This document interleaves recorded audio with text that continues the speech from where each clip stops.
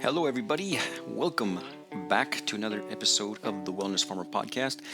Glad to be back behind the mic, where your health is my focus. I take what has become too complex and help you by simply focusing on where health is found inside you. So, how do we empower ourselves to feel our best? With care of our spines, eating nutrient-dense food grown on fertile soil without chemicals, adequate movement, and natural internal dialogue. And on today's episode 216, I talk about something that has helped me so much. You will get to read all about it in my new book coming out, hopefully soon.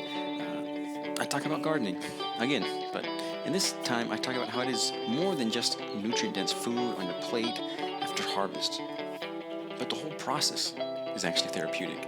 From preparing the soil, planting the seeds, and finally eating the harvested fruit.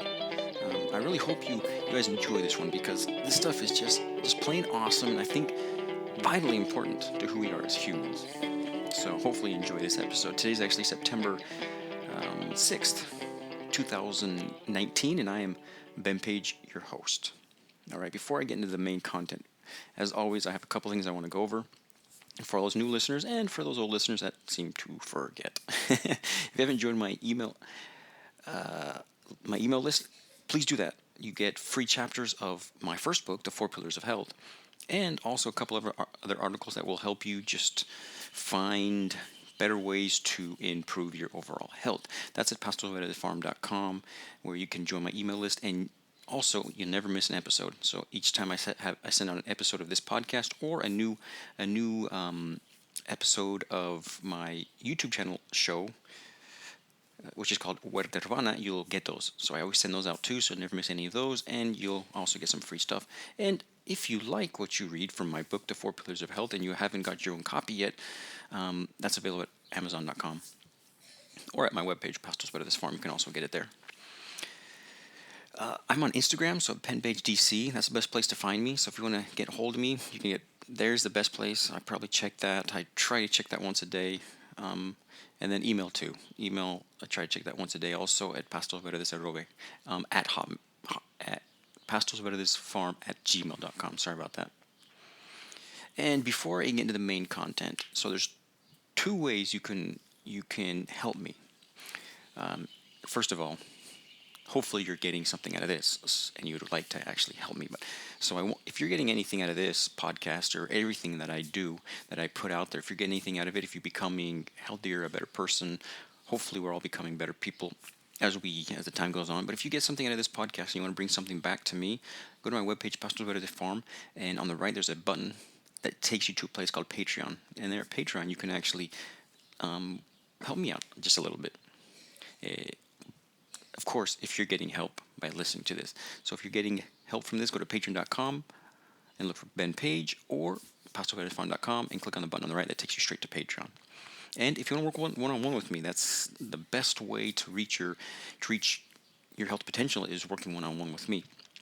And if you want to do that, let me know. Go to my webpage and you can set up an appointment. We'll talk for a couple of minutes, of course, free, and we'll figure out what we can do and how I can help you become who you should be health-wise. And if we're that health-wise, then everything else just kind of falls into place. Health is the most important, and without health, we kind of can't do much. So, pastorsverdesfarm.com to get more information about that, set up an appointment, and let's work together. All right, let's get into the main content here. So, the most of you in the north are pretty much harvesting right now. Some like crazy and are probably wondering, how am I going to preserve the abundance of what my garden has given me? Others might just have a little teeny produce like me when I have my garden. But all in all, the season is winding down up north and slowly starting to pick up down here where I'm at. So we're still getting some pretty cold days. We are even supposed to get some days that are supposed to reach about 34 degrees, so almost freezing. But I can feel it. I'm getting ready, and I really want to get out there and plant. And if you look at my Instagram account, you actually see that I have planted some seeds, and hopefully they will germinate. That's a cool thing about gardening. It teaches you to have hope. So if you haven't already subscribed, go to YouTube and check out my show called Huerta Urbana, where you will be able to see pretty much everything that I'm going to talk about today, about right now. But so what I do have planted, so I do have some things planted. My garlic is coming strong, so I should have about 9 garlic bulbs pretty soon. For those first listeners, you think 9, that's almost nothing. Well, I you'll see in my on my YouTube channel that I have a very, very small garden. Hopefully to be a lot bigger soon, but that'll be something you'll get to see on Huerta Urbana, my YouTube channel. But the other day I decided to plant some onion seed, and I've never really had any luck with onion seed. I've tried it on various occasions and never really had any luck to get a nice sized onion. So, question out there to all you who know more about onions than me, help me out with onion seed. What do I need to do to make the possibility higher of getting onions from seed? You can let me know on Instagram at BenPageDC, like I said at the beginning, or email me at pastorverdesfarm@gmail.com. I'd love to know, and if you can help me, that would be awesome. But I also planted some other seeds in some egg cartons. That's what I usually do. I save the egg cartons because you have a guy that comes and brings us eggs every week, and I save the egg cartons to plant seeds later on. But I planted some lettuce outside, and I planted a little bit also in the egg cartons to transplant later. I planted some zucchini, some crooked neck squash, Armenian cucumber, San Marzano tomatoes, some peppers that I don't know. I know it's a bell pepper, but I don't know what type of pepper it is because it's just a seed I saved, and jalapenos from my garden last year. So you'll see also that in Instagram. I had one last seed for my jalapeno seeds that I brought from the States, and the last one gave me tons of fruit, and I was able to save quite a bit of seed, and I planted a couple of those. Hopefully I get some new jalapenos for next year also. Well, so we'll see what germinates. And that's one of the many important lessons of the garden. We have to let go of control and not have expectations, because nature is nature. But at the same time, life is life. I mean, I can't truly control how many seeds are going to germinate, and if they don't, I can't get all bent out of shape over it, because then I'll just stop gardening. But we can use this in life also. We have to let go of control. Now, there's only one true thing we can control, and that is ourselves, our reaction to our environment, that being internal or external. That's really the only thing we have control over. And we shouldn't try to control more than that. I mean, it just causes unnecessary stress, and when we don't expect the seeds to germinate and just hope they do, that also helps in life, as we should not be expecting nothing from nobody. When we're expecting things, it also causes unnecessary stress. We should work hard and do our best, and if someone is kind enough to help out, well, awesome. I mean, lessons from the garden. I mean, you can't beat that.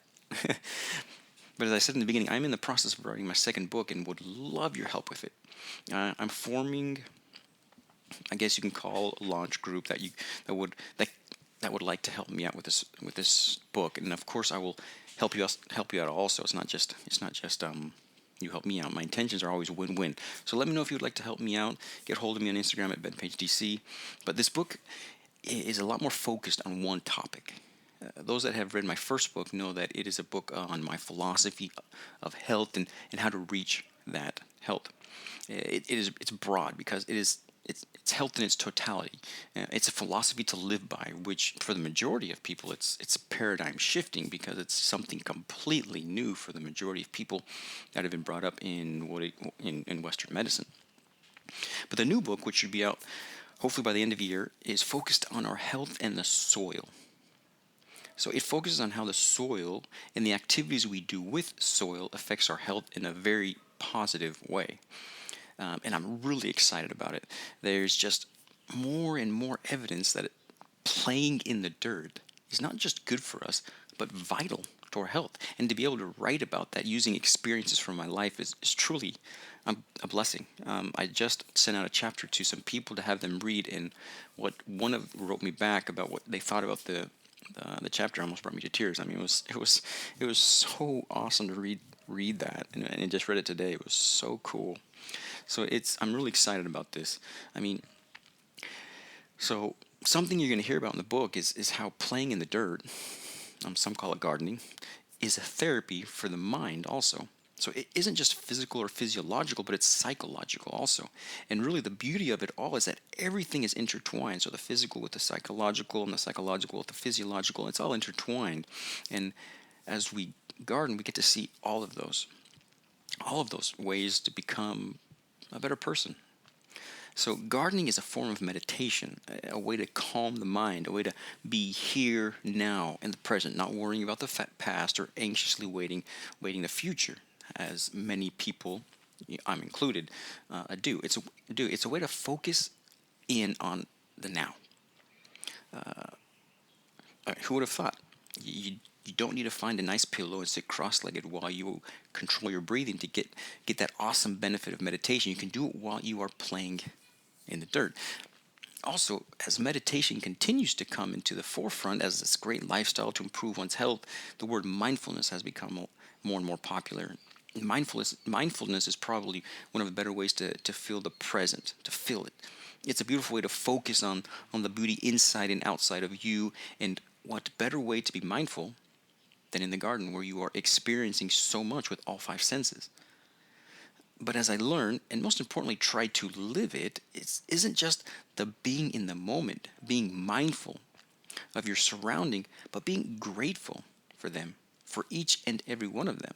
I mean, the garden is a wonderful place to be mindful and to be grateful.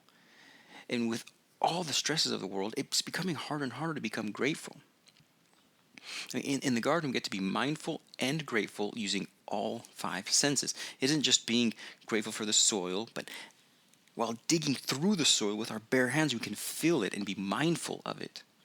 We can mindfully breathe the fresh air and smell the lovely flowers, plants, and the soil, that smell of beautiful soil, being grateful for each one. We can listen mindfully to the birds and the rustling of leaves in the wind around us and be grateful for their beauty. We can mindfully enjoy the explosion of flavor in our mouth of the fruit harvested with our very own hands while giving thanks for the opportunity to provide our bodies with the nutrients they deserve. We can mindfully experience and participate in the creation of life and death through a plant, being that more grateful for our short life that we have to enjoy here on earth.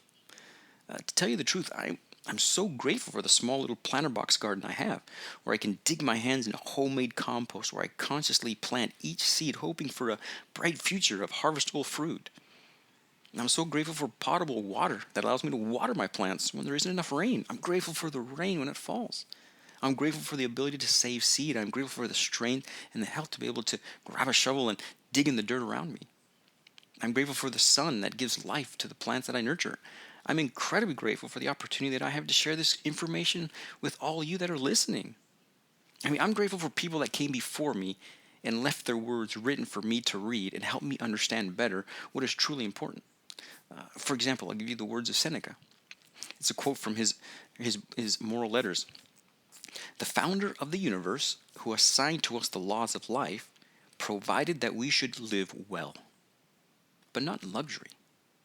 Everything needed for our well-being is right before us, whereas what luxury requires is gathered by many miseries and anxieties.